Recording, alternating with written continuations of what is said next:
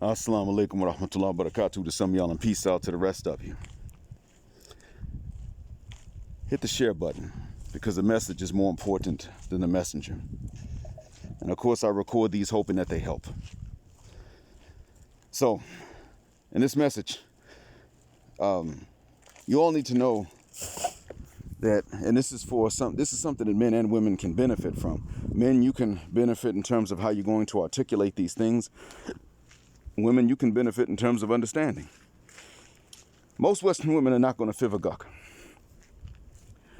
If you're automatically dismissive of the male perspective I'm going to offer, you're one of those that are at war with us. Unless, of course, you're willing to just leave us alone, stay away from us, excuse me, and not ask men for anything at all, sexually or non-sexually, but especially non-sexually. Then you want to, just if you're one of those that are willing to leave us alone completely and not ask men for anything, then fine. Now, you're going to hear the car start up and you're going to hear me drive. I'm sorry about that, but I have to do that. I'm going to be operating the phone hands-free, but I am going to be driving. Now,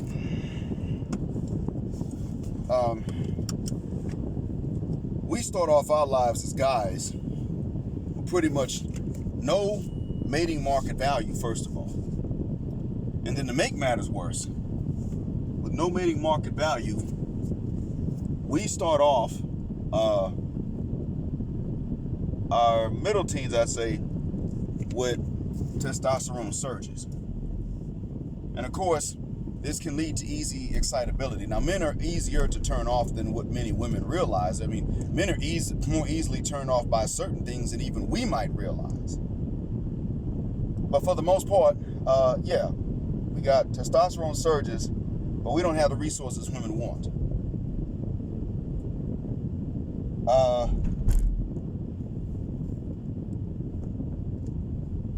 A lot of women start their lives off, even before they're of legal age in their jurisdictions, they start their lives off with a very high SMV.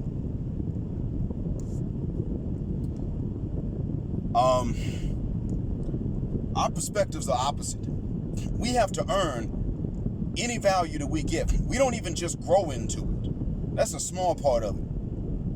I mean, we pretty much, in order to experience a similar level of options in women that women have in men, we got to be 35.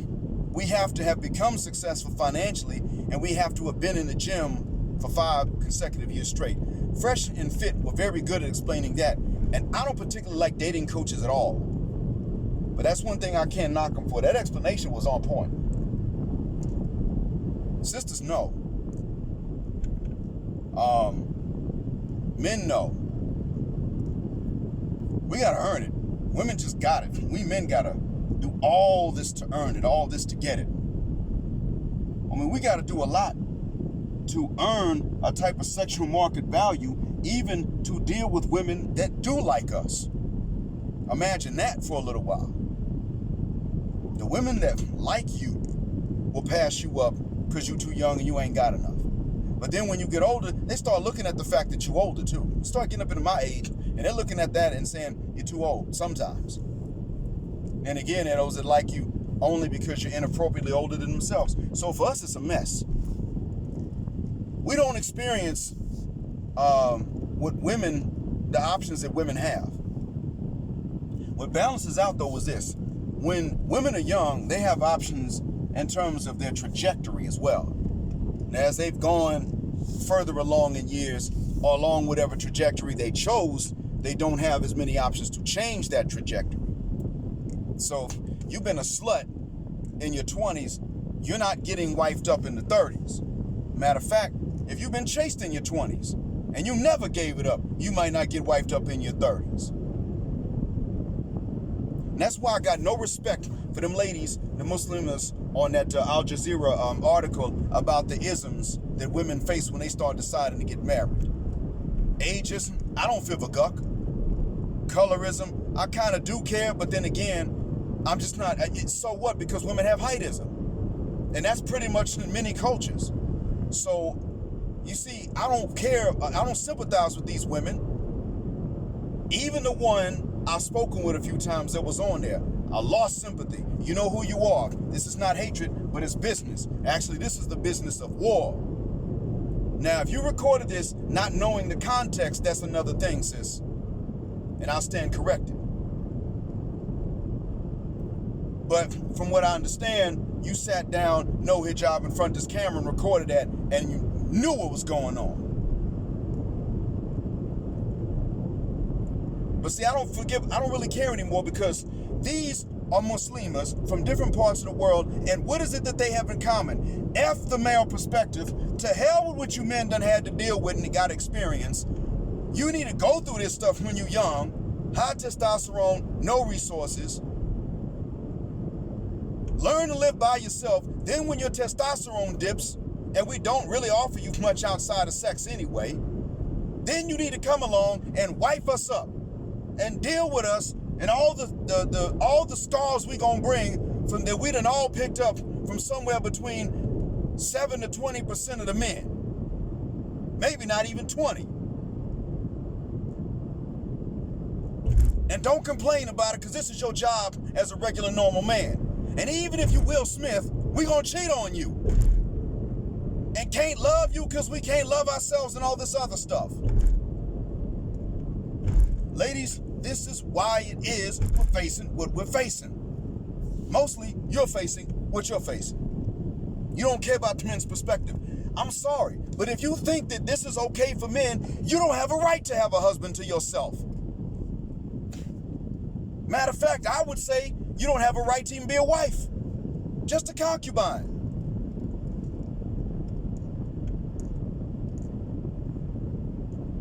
Now, that's harsh. But see, the tables flip. We can talk about the table when we bring to the table all day long. Time is flipping the table whether we like it or not. Whether ladies like it, whether men like it or not, the table is flipping.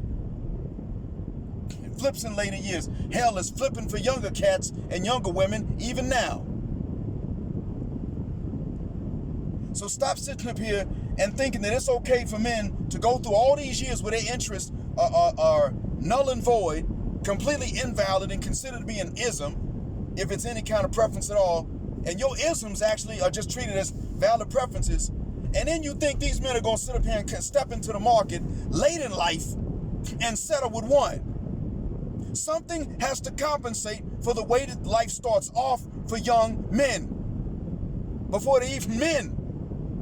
Something needs to compensate. So either you better be a hell of a woman to where nobody else can compete, or you need to go ahead and settle for sharing them. Straight like that. This across the board. And some would say, well, not everybody's Muslim. I don't feel a guck. There's nothing against polygyny in Judaism, and it's not even a limit. In Christianity, Jesus actually did not outlaw it. Oh, that's not all. In Islam, it's limited to 4. So I make no apologies for it. And some people are even going to say, well, how come y'all got to wait till you die to get 72 virgins? Bruh, if you look at the deal that's offered to men in the West and outside the West, what the hell else is going to compensate? I mean, I was turned off at a young age. I recorded this a long time ago. But I still saw what other dudes was going through. And nobody favored guck. Even their own mothers ain't care what they were dealing with. So what? You even have some sexual therapists that counsel teenage boys on how to fashion homemade items that will get them off. Okay. All right, I guess I don't know, maybe that's what has to be done. Oh, and by the way, the high testosterone is something Allah created. The no resource thing and men being completely invaluable or carrying a negative value, that's a human construct if you ask me. And in all honesty, it wasn't always young girls that were doing this to young dudes. A lot of times it was the fathers.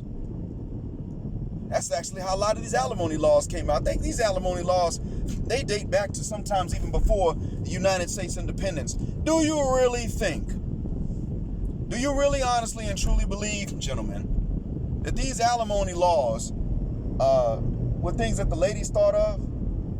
I don't know, but they certainly did not legislate these things. No, their fathers did. The legislators back then were usually, especially in southern states, they were part of the planter class. They owned the most people, and the most of us. Now, most slave owners were not planter class, but the ones who owned the majority of the slaves were of that planter class in the South. In the North, they were also still your upper crust. And one thing they didn't want their daughters having to choose between marrying a young guy who was less likely to take advantage of them in a few years when she got older,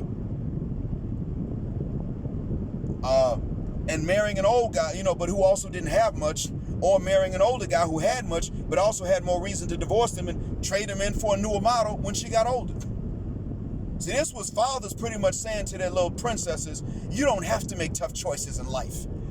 I'll fix it for you so that you can have your cake and eat it too. So slavery ain't the only reason that I say nuck them figures. And I spit on their graves if I see them. It's not the only reason. It's this stuff too. They didn't care nothing about their sons. Matter of fact, they wound up passing laws that had their sons eligible and on the hook for alimony if they were married for a certain number of years and traded in for a newer model. I don't believe in divorcing because of stuff like that. What I'm saying though is that what's the problem with it if this is going to be war like the way that women done made it in the West? If it's war, it's war. Ladies, that's why you facing what you facing. One thing that's obvious is you don't fivagack about men's interests, and you demand that they fivagack about yours. And even self-sacrifice for yours.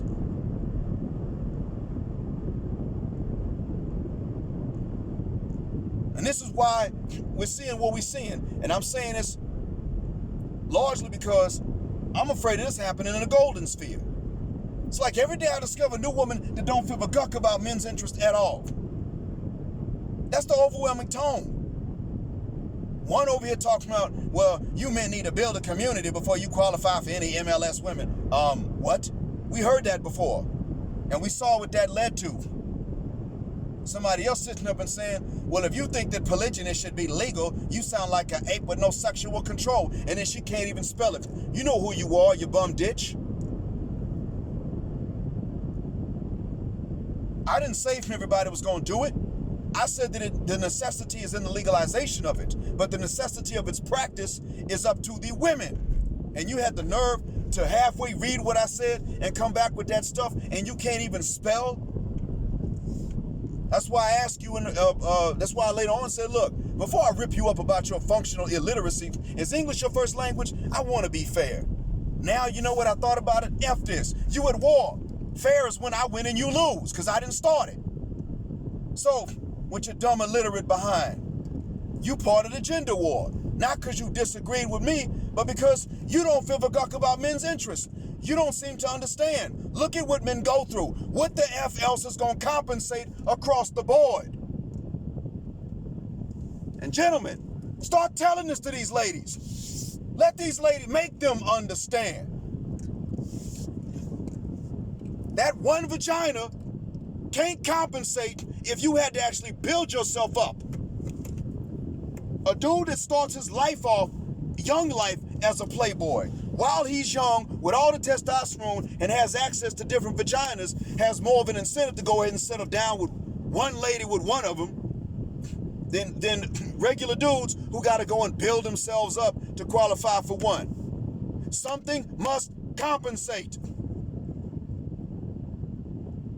And this is not something I'm even telling you from my own experience. I told you I got turned off by the mistreatment and the inequality of it all.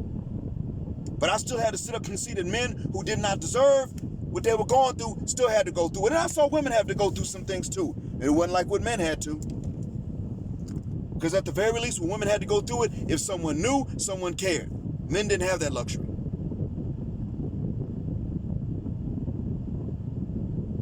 So, yep, 72 virgins, sure.